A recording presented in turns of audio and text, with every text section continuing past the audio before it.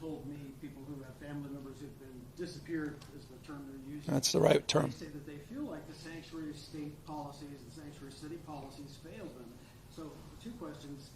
Is there anything the state can do to prevent what is happening, like today at MacArthur Park, or other raids that happen where people are taken? Like today, I don't think we have reports that anybody was detained.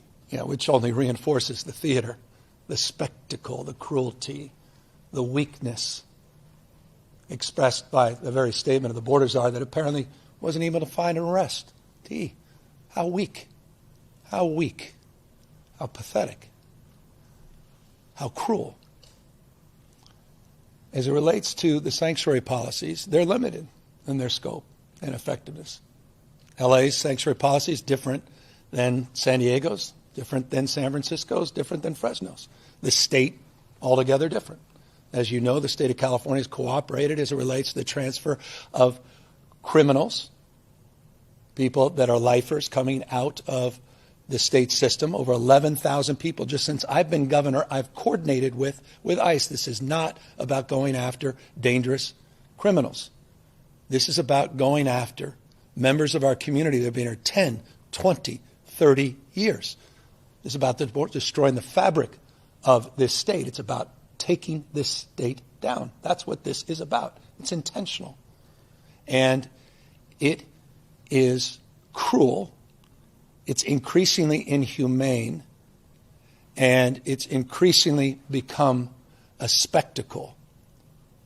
And it's become theater. But real people's lives are being impacted.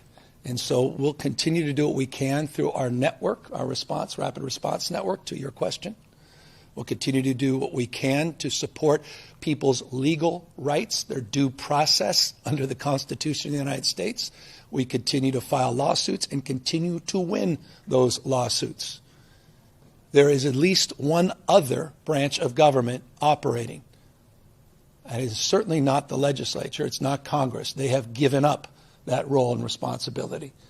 Speaker Johnson has abdicated that, but the courts still remain.